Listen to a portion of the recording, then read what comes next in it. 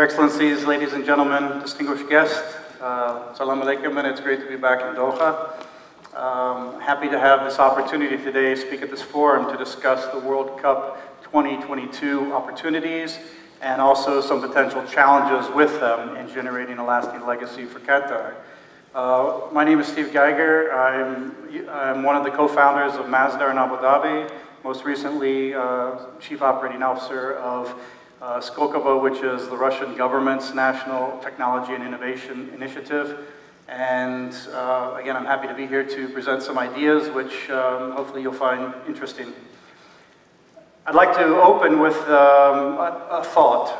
When the fans go, what's left to show?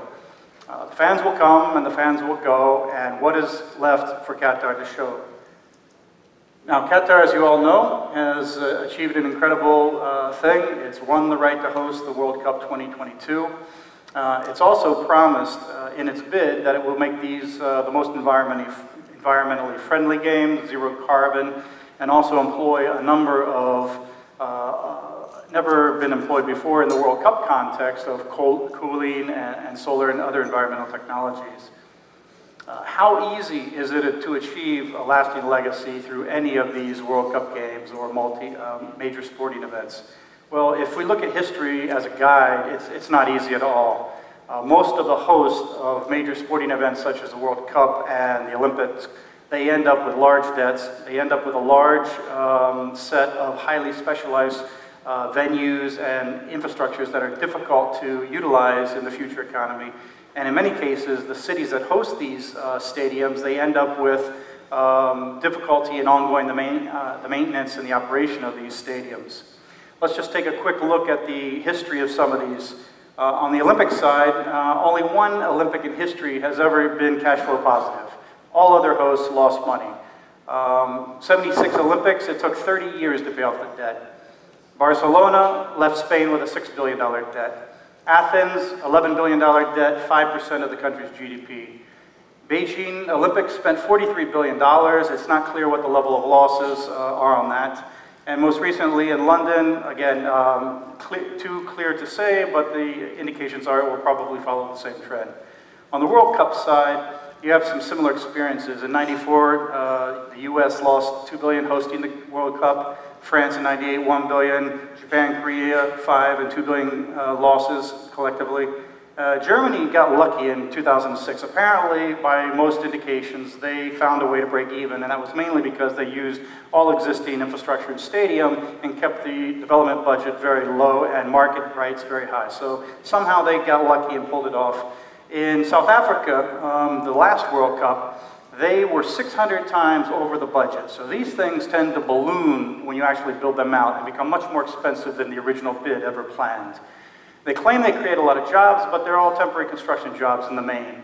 South Africa, 22,000 jobs.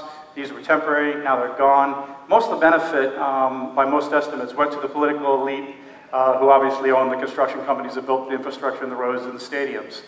According to the government study from last year, official government study on the benefits, they were not able to determine any clear economic gain from the games, just intangible benefits. And some of the cities, including Cape Town's Greenpoint Stadium, this is one of the best stadiums they built there, they're having trouble just maintaining this. They're losing $6 million a year. So the point is, it's difficult to keep these facilities up and running to generate enough viable businesses to fill them after the games and the fans have gone. Meanwhile, FIFA made $3 billion off of that cup, so somebody's winning and somebody's losing in this game. Now, obviously, these are just economics. There are enormous intangible benefits for host countries, and they're very important to mention. The first and most obvious is international prestige, and the ability of a country such as Qatar to brand itself on the world stage. This is very important and very valuable. Experience and infrastructure, the experience of how to host these games, how to have the infrastructure to allow you to possibly win some other future sporting events, that's also important. National unity, this is very important, particularly in the case of France in '98. If you go back and remember, they were going through riots from immigrants from North Africa. They had some serious social issues, and for one magic moment in time, during the summer of '98, the nation came together from all walks of life. Everybody was a Frenchman, and the game really united the nation. Same thing in South Africa. It really brought the country together. So national unity is clearly a very valuable and tangible benefit of hosting the World Cup. And obviously the stimulus to upgrade the infrastructure, to upgrade your hotels, your airports, your roads, your communication structure, these are also intangibles. They're very difficult to measure. But if you look at it from a purely financial point of view, a lot of the investments that were made to host the World Cup and the Olympics on an economic basis directly didn't pay off. Let's just take a flashback through memory lane. This is Beijing only 5 years ago. We all remember the beautiful fireworks on the Bird Nest Stadium. Phenomenal. Going forward 5 years, only 5 years, this is Beijing today. This is unused stadiums in disrepair. This is sporting facilities, neglected, unused. This is one of the stadiums, like Qatar plans to take down. They still have the steel plates from the stadium laying in the field rusting. This used to be the baseball field stadium, obviously not being used very much today for sporting events. Athens, same thing. Beautiful, we love the fireworks. That's the stadium today. That's the field hockey stadium today. That's the diving pool today. That's the swimming pool today. That's the fountain today in front of the stadium. The point is, a lot of this is specialized infrastructure. Qatar should look at the examples of previous hosts of these events and try to avoid some of the mistakes in exercising the World Cup. So, how can Qatar avoid a similar fate in hosting the 2022 Games? Well, it seems logical they should focus on the obvious. Obviously build the infrastructure and build the experience to host future sporting events, such as the Olympics. The caution here is these are also one-off events. Fans come and fans go, and specialized infrastructure, and they're far from guaranteed. The chances of winning the Olympics, who knows? Maybe you do, maybe you don't. Focus on MICE, which is meetings, events, conferences, and expos. Yes, this is a good use of infrastructure, hotels and conference centers, but let's be realistic. There's a lot of competition just in the region from Abu Dhabi and Dubai also have these facilities. So it's a potential future business opportunity for this infrastructure, but you should be cautious in how you measure that. And then finally, the environmental technologies that Qatar has committed to build and develop, solar, cooling, all these are also an area of interest that I'd like to go into further. Big commitments were made, first carbon neutral cup, large-scale untried applications, solar cooling, and first, I think, in the history of the Games, dismantling and reassembling the stadiums in other countries. Now, each of these are a significant challenge and presents a whole set of problems in the execution. I think it's worthwhile to take a look just across the water at an example, one that I participated in as a co-founder and director of Masdar, of a similar effort to take very large environmental promises and challenges and turn them into reality. So what we planned in 2006 was a zero carbon city, which was going to be 100% renewable power on site, which was going to have zero waste, which was going to have no cars, and this PRT system driving everyone around. And it was going to be built on a 6-meter concrete steel platform with all the cars underneath and everybody walking on top.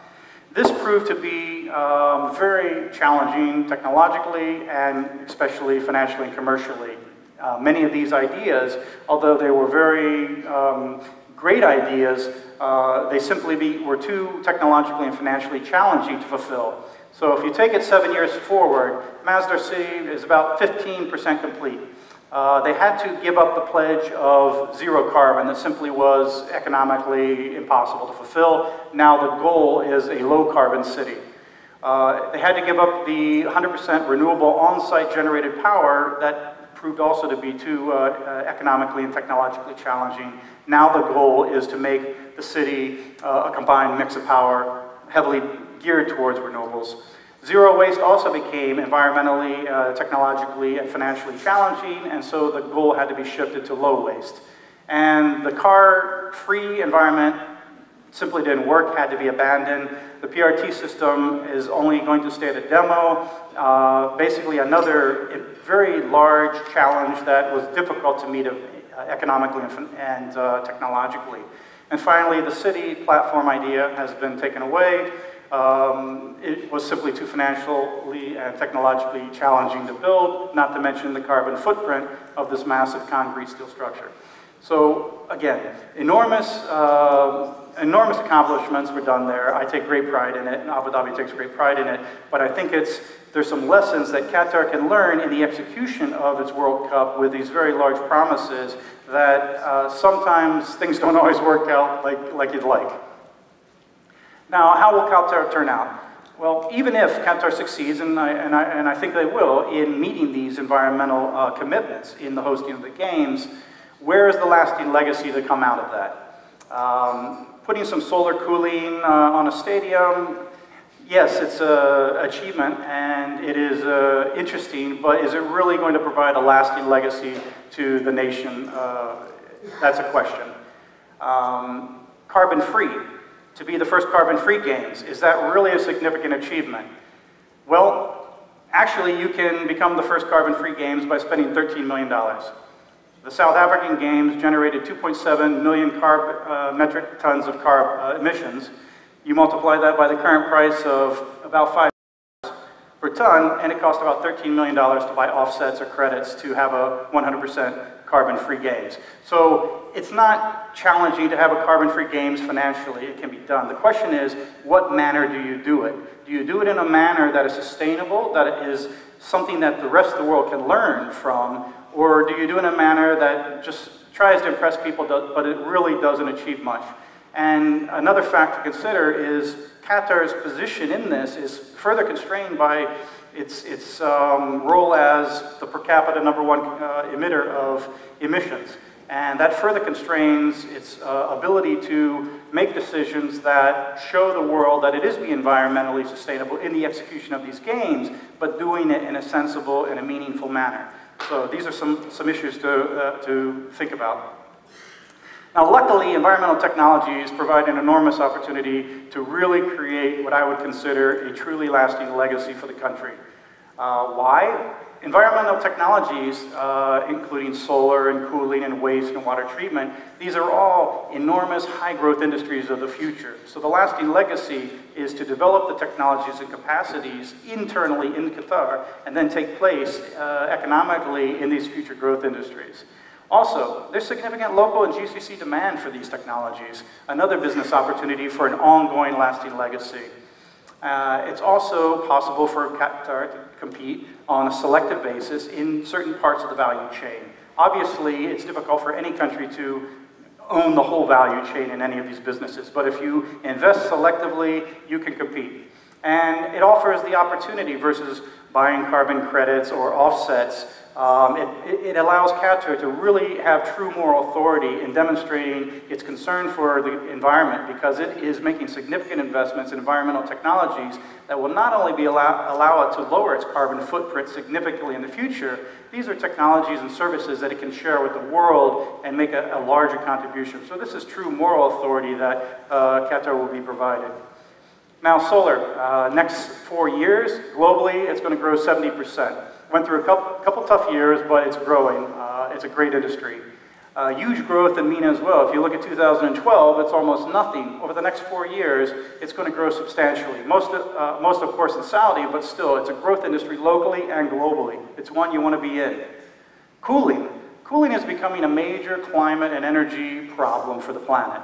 These two charts show, this is the energy use of cooling here.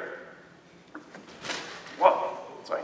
Right now, heating homes takes about 30 times more energy than cooling, and it produces about 30 times more CO2. Over the next 30 to 50 years, those are expected to reverse. Cooling is going to become a more energy intensive and more carbon producing than heating homes. And this is just the residential side of air conditioning. So it's clearly a challenge globally. But it's also a major business opportunity. It's an $88 billion market just for AC and is growing at about 12% a year. So it's an interesting business to be in. Water treatment. This is just water treatment, not water production. It's about $52 billion per year. And it's growing in the GCC at 15%. So this is also an exciting business opportunity. If Qatar can leverage the technologies it develops for the World Cup execution, it can tie it into certain megatrends that are happening as well, such as smart cities, such as wastewater recycle, and infrastructure. So these are all, the takeaway here is all these environmental technologies that Qatar is developing for executing the World Cup, if they take it one step further, they can actually become a significant player in some of these mega trends that are emerging. That's the opportunity, and that's what can provide a lasting legacy out of these games.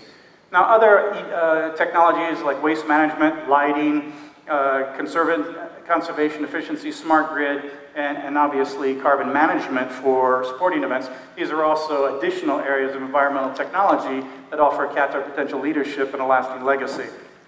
Now, how can it achieve this? Well, plan backwards and make planned stage investments in building the key elements of this ecosystem in environmental technologies.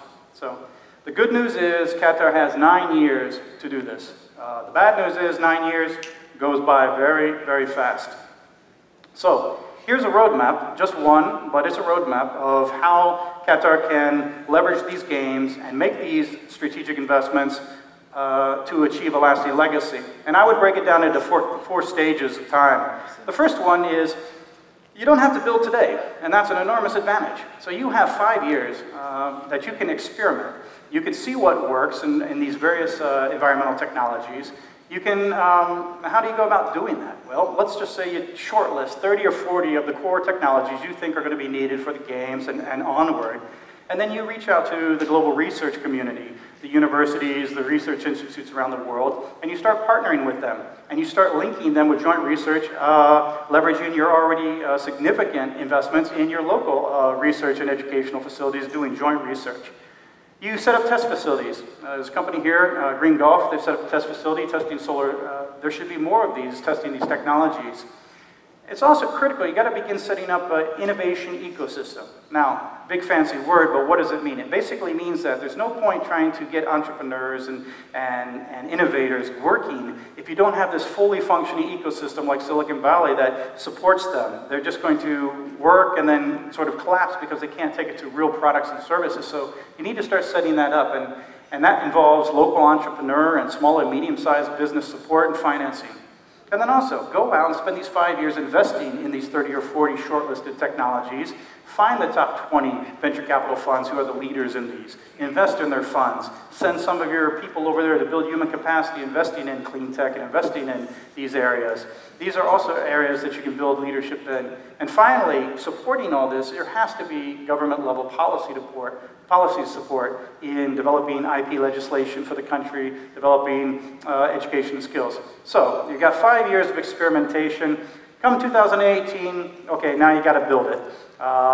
So take a lesson from Abu Dhabi. Break it into what's bankable and what's not bankable. Because I can tell you, if it's not bankable, it's not going to be built. The bankers simply will not provide the project financing you need in that public partner financing model.